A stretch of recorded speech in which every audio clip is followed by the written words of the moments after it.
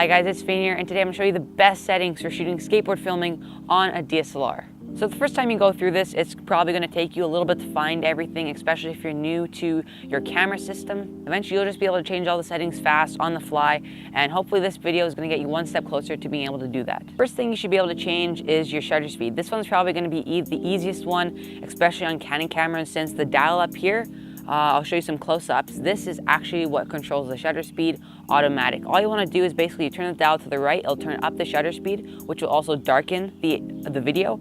And if you turn it down, it will lighten the video. Shutter speeds and frame rates kind of work together, and I'll get a bit more into frame rates in a minute. But basically, you'll want your shutter speed to be double the frame rate. So if you're filming 60 frames a second, I'll get into that later, you're going to want to have 120 shutter speed. It's a little different for skateboarding though, especially when you want to slow-mo a fast slipping trick.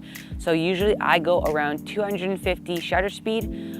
Anything lower than that, the slow-mo gets a little bit iffy, and anything higher you don't really need, because like I said, the higher your shutter speed, the darker your video is going to be. After the shutter speed, the next easiest thing to change is probably going to be your f-stop. F-stop on fisheye lenses work differently from f-stop on a zoom lens like I'm shooting on right now, the 17 to 50 millimeter Sigma lens. So with a fisheye, basically you always want to have the highest f-stop number you can. The reason for this being is because if you go low, like on this Opteka 6.5 millimeter, which is a very common choice for DSLR shooters, it can go as low as 3.5. But if you look at the footage from the 3.5, you can see everything kind of looks a little bit fuzzy and almost a little bit out of focus. So you always want to have the highest f-stop number you can. Usually I settle for minimum 7, and I can go as high as 22 on this lens. Okay, so the next thing you're going to want to adjust is called frame rate, or FPS, frames per second. This is the first control that you're actually going to have to go into your menu system for.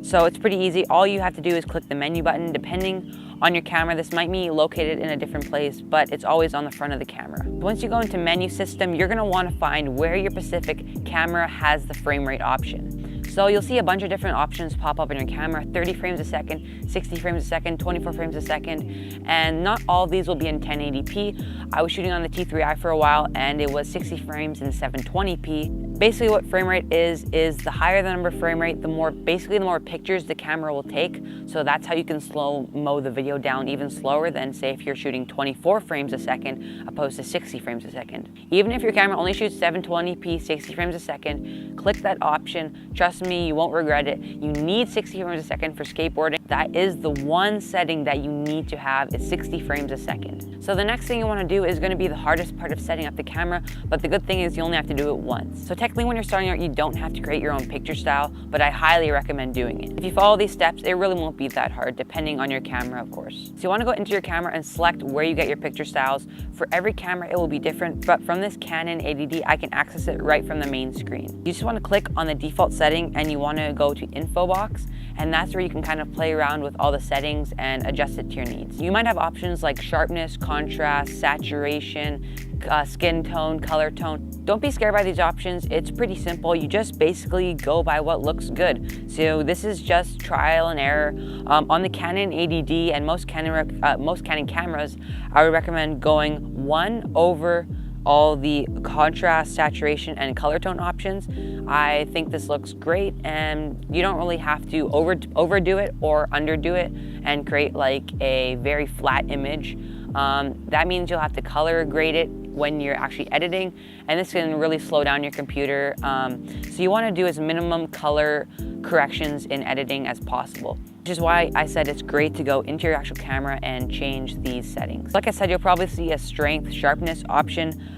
Depending on the lens, you might want to go higher or even lower.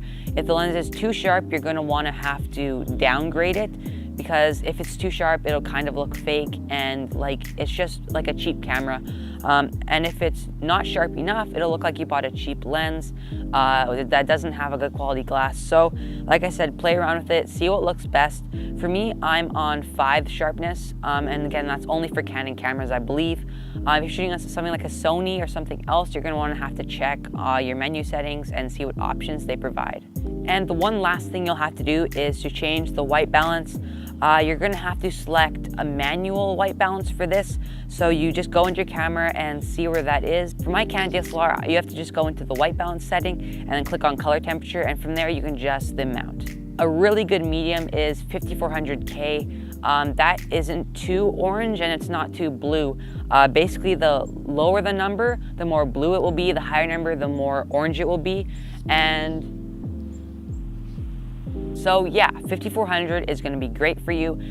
Depending on the time of day or the weather, say it's wintertime, there's lots of white and blue, you're probably going to want to up the temperature to like 6,000 maybe or more. And if it's like golden hour or it's just super sunny out and warm, you're going to have to decrease the amount of K, and everything will just look like it is in real life. So now you should be ready to go out and film on your new DSLR camera.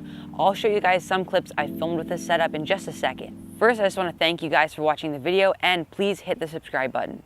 Also, comment down below if you want to see some more skateboard filming videos or some filming tips from me. So here are the clips, so I'll see you guys in the next video. Peace!